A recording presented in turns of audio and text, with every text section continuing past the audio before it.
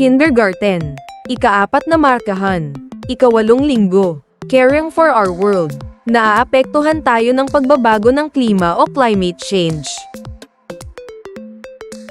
Unang araw.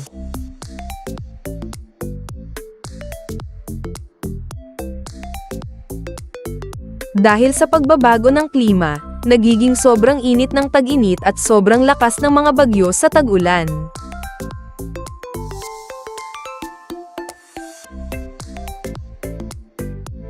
Ano ang pagbabago ng klima?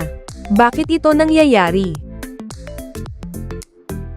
Pagbabago ng klima. Ang pagbabago ng klima ay ang pangmatagalang pagbabago sa average na temperatura at mga pattern ng panahon sa daigdig. Ito ay maaaring natural na proseso ng mundo, ngunit sa kasalukuyan, ito ay mas pinabilis at mas pinalala ng mga gawain ng tao.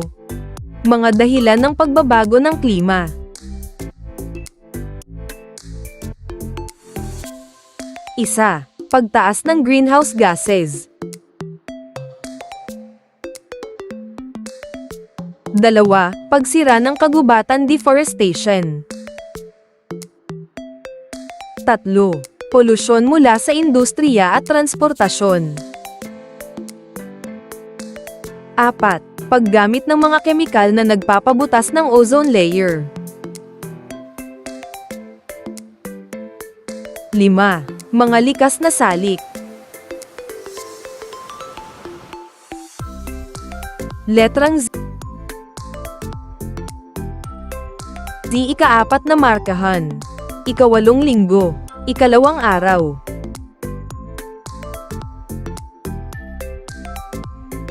Ang kalikasan ay may mga ipinamamalas na palatandaan tungkol sa pagdating ng bagyo o iba pang sakuna.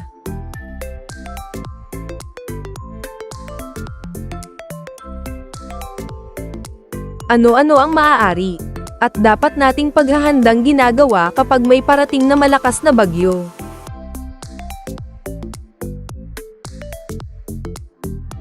Mga paghahandang dapat gawin bago dumating ang bagyo. Subaybayan ang balita at babala ng panahon. Ihanda ang emergency kit. I-secure ang bahay.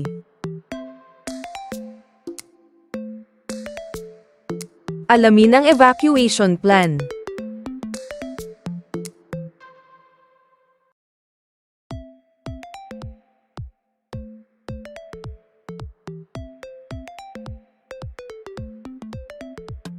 Ika-4 na markahan. Ika-8 linggo. Ika-3 araw. Dapat ay matutunan nating makinig at maging mapagmasid sa kalikasan.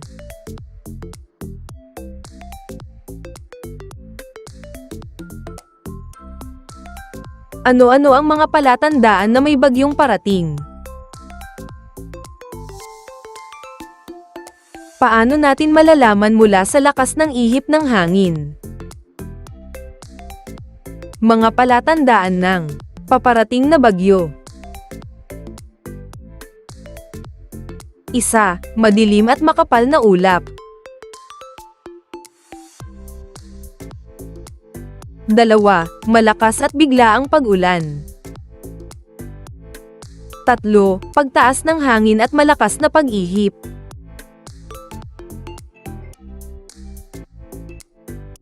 4, mataas na alon sa dagat. 5, hindi pangkaraniwang kilos ng mga hayop.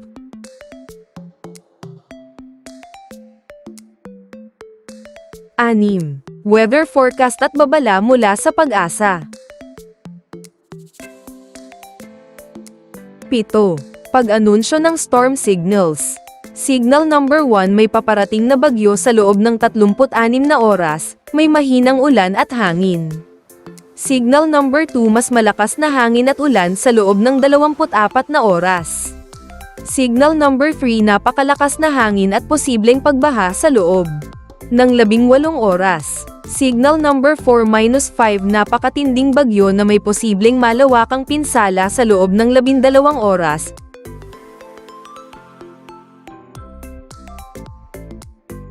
Pagkakaroon ng emergency alert sa cellphone. Pagbabago sa temperatura at halumigmig. Biglaang pagbaba ng presyo ng hangin. Pagkakaroon ng kidlat at kulog.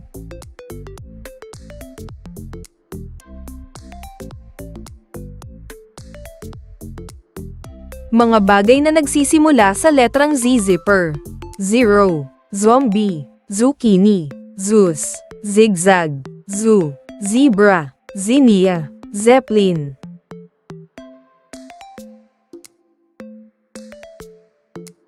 Ika-4 na markahan. Ika-8 linggo. Ika-4 na araw. Ang mga komunidad ay mayroong maaaring gawin upang makatulong sa pagpigil sa pagbabago sa klima. Ano-ano ang mga paraan upang makatulong tayo sa pagpigil sa pagbabago ng klima? Magtipid sa kuryente at tubig. Bawasan ang paggamit ng plastik.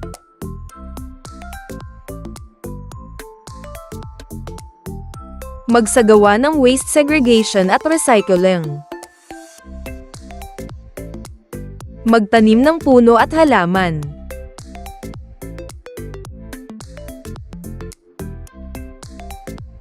Hikayatin ang iba na gumamit ng sustainable transport. Maging aktibo sa pagtuturo tungkol sa climate change. Suportahan ang eco-friendly na produkto at kumpanya. Iwasan ang pagsusunog ng basura at labis na paggamit ng sasakyan. Papapatupad ng mahigpit na environmental policies. Pagtutulungan ng mga bansa sa climate action plans. Magbasa tayo. Z. Zoo.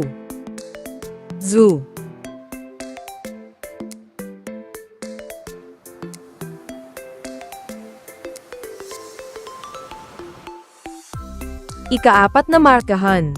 Ika-8 linggo. Ika-5 araw.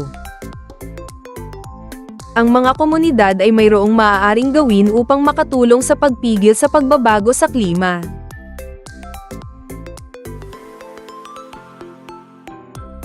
Ano-ano ang mga paraan upang makatulong tayo sa pagpigil sa pagbabago ng klima? Mga paghahandang dapat gawin habang nananalasa ang bagyo. Manatili sa ligtas na lugar.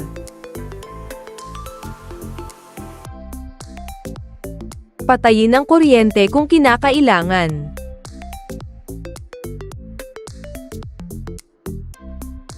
Makinig sa mga anunsyo.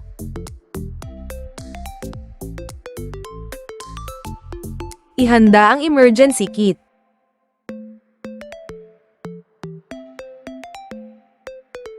Mga paghahandang dapat gawin pagkatapos ng bagyo. Magsagawa ng pag-iinspeksyon. Mag-ingay sa tubig baha.